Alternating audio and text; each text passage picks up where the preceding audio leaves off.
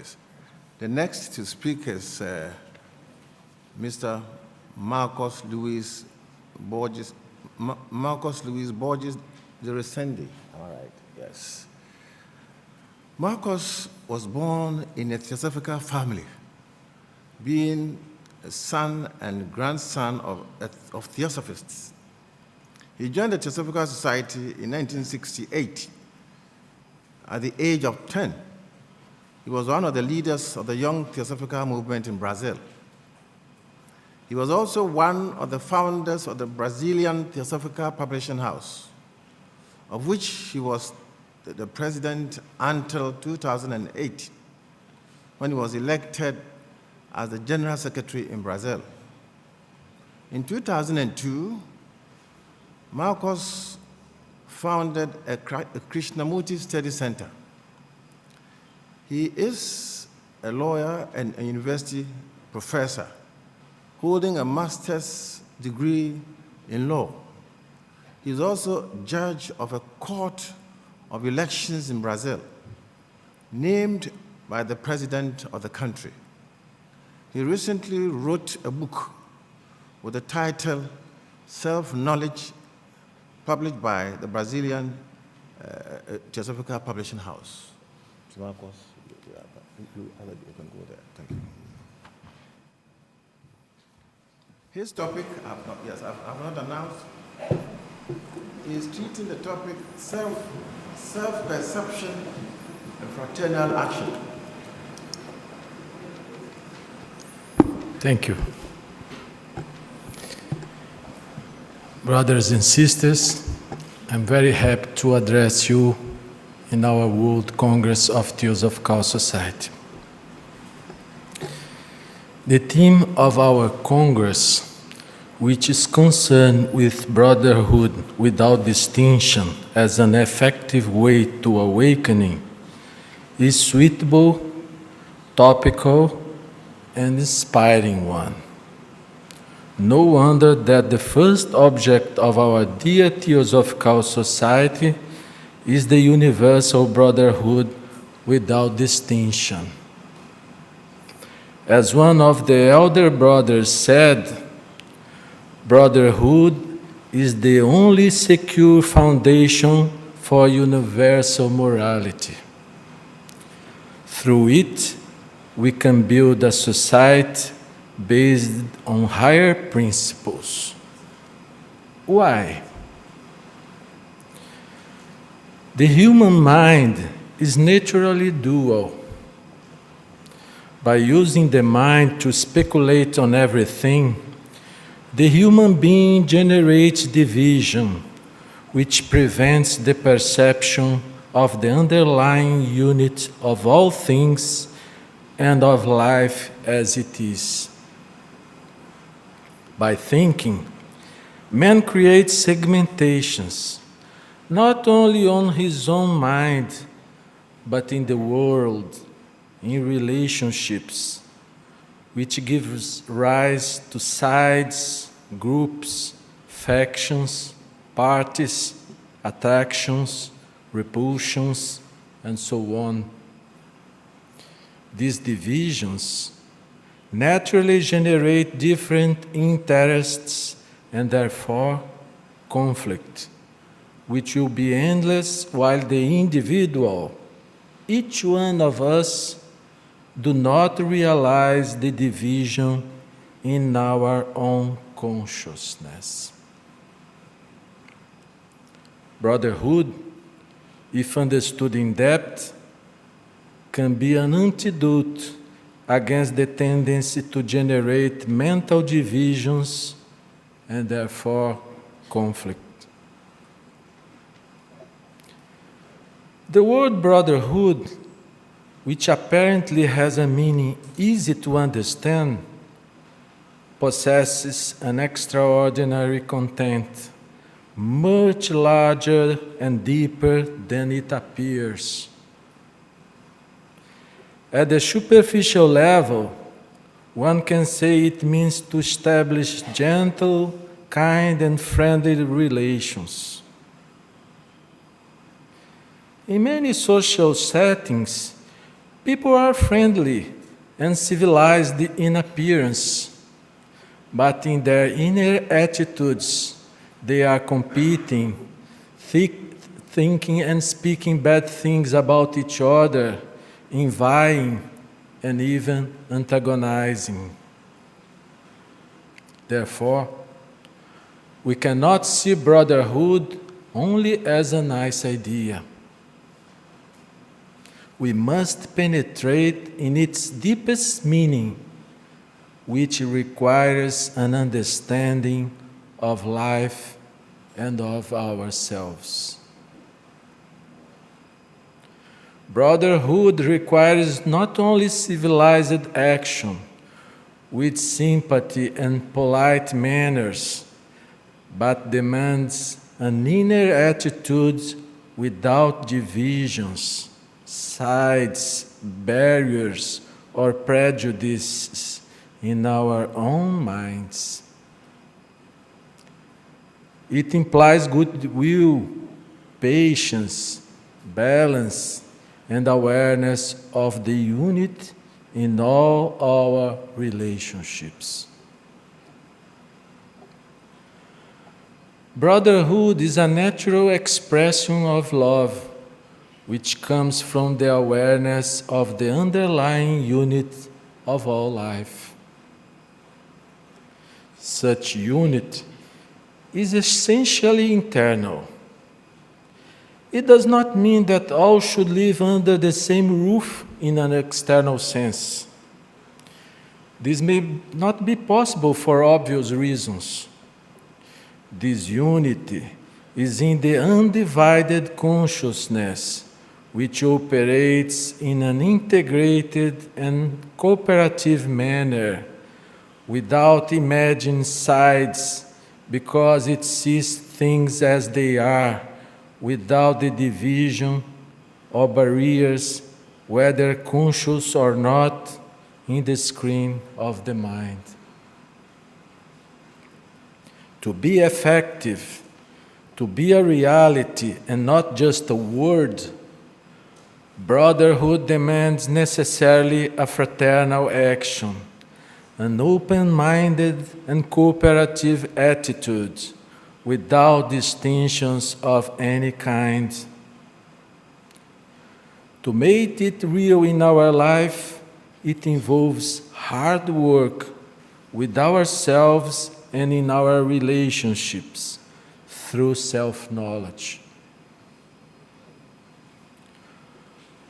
Only through deep and honest perception of ourselves, of our secret desires and idiosyncrasies, our mental and emotional content, we will be able to empty our minds in order to open ourselves to each other, acting in all relationships in a truly fraternal way.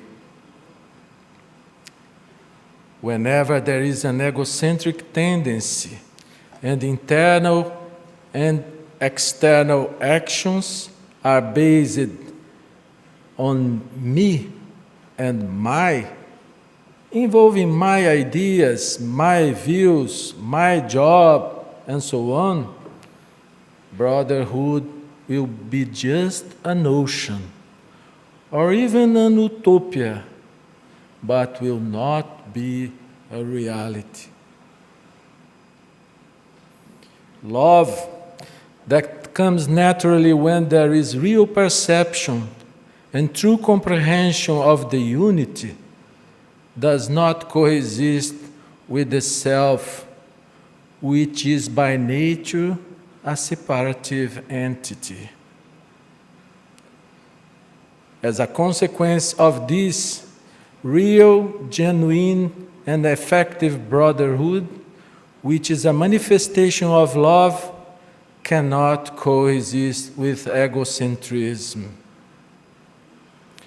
The psychological ego, like all structures of the personality, must be strong not to himself, but to better serve the higher nature through the expression of love, wisdom, and consequent fraternal action.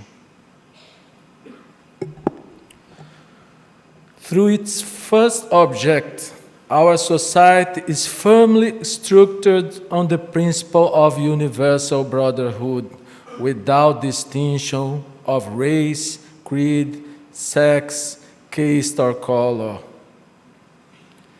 All this seems to have been sufficiently well understood by those who have been involved in the Tears of Cow movement for some time.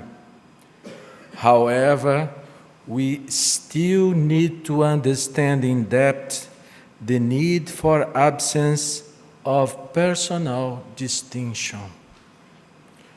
We still need to understand in depth the need for absence of personal distinction.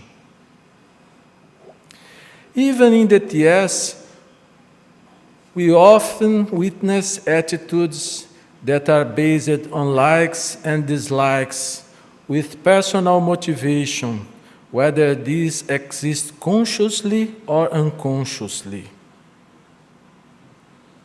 It is not uncommon to see members that leave a particular lodge and go to another because they do not sympathize with certain brothers. Many times people refuse to cooperate because who is leading the work is certain brother instead of another. This is sometimes subtle and imperceptible. In other situations, it gives rise to conflicts that should not exist in an institution like ours. It's not enough to talk about brotherhood. We should be fraternal, both within and outside the TS, and in all circumstances of life. To act fraternally, we must perceive ourselves, our preference, likes and dislikes, as well the tendency to create divisions and mental barriers in our own consciousness. In this way, all this can be put aside and not interfere in our actions. The fraternal action which we need in all situations and circumstances will not exist if love is not flowering from our deepest nature. And love will not come if we do not see all the accumulated garbage, the residue of imperceived emotions and thoughts, which can only be removed through careful observation of every subjective movement and their correlation with objective life. There cannot be a division between spiritual life and material life. This is another game created by thought, which divides and polarizes everything. The material life is the spiritual life. If it's not, the spiritual life will be simply one more segment, a piece, a source of conflict in our divided and misunderstood lives. Self-knowledge, which allows for self-perception, presupposes a permanent observation of ourselves, of life and relationships. Without this attitude, we are slaves of unperceived behaviors, of ideas that do not have correspondence with the truth, and quite often, being unaware, we act in an unbrotherly way. Using the word brotherhood, or even entertaining the idea that we must be fraternal, does not make us necessarily brotherly. it is essential to have a fraternal attitude in all situations of life. This will come only if we perceive the self and its endless demands and needs. Whenever we want our view to prevail and therefore to win a debate, whenever we think or speak bad things about anybody, when we fail to cooperate due to personal antipathies, when we worship and covet power inside or outside the TS, we are acting moved by the ego and therefore fail to be brotherly. We cannot transform the world without transforming ourselves. In the same way, we cannot talk about brotherhood if it is to be a reality and not just a word, without perceiving ourselves and without self-transformation. Spiritual life is both within us and outside us. It involves internal harmonization, which comes from the perception of the many facets of our own self and its natural abandonment. It also requires relationships not based on the self, in other words, on personal interests. Only actions that do not arise from a motivation based on self-interest are true brotherly actions. It is useless to think that we can change others, as usually happens. The existence of division and conflict must be perceived and understood by ourselves in our own inner chamber, that is our subjective world. Once the division is eliminated from our minds, all problems are solved, and brotherly action arises spontaneously and naturally in all our relationships. Make no mistake, there is no spirituality which is unconnected with the awareness of ourselves and of relationships which are based on self-interest. Such perception, when it's present, transforms consciousness because it is an encounter with truth, with things as they are, both in their objective and subjective aspects. No institution, not even the Theosophical Society, can lead anybody to truth or brotherly relations. Each one has to do the work for himself, observing his needs, his mental and emotional patterns, his bundle of ideas about what he thinks is right or wrong, in short, all his personal content, so that his inner space can be emptied. From this space that is infinite, a new action can arise, not based on self and its interests. This is a task which is within our reach. It is not an idealized utopian and impracticable form of spirituality. The truly brotherly action has its place in our life here and now, with all our thoughts and relationships. Dying to the little self means to be born to a life in which love, brotherly action, and cooperation arise naturally. It also means to draw really closer to the center of life, which is the underlying unit of all things. To be brotherly means to be aware of the little self and its endless demands, and to turn it into a simple cup to receive the divine life.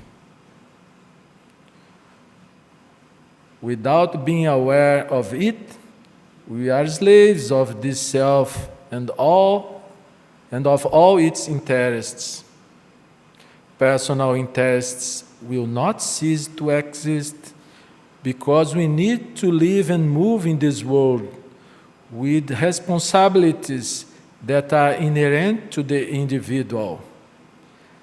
But these same personal interests will have their importance infinitely reduced, so that the whole personal structure becomes something simple, one that can receive love and radiate to all manifestations of life.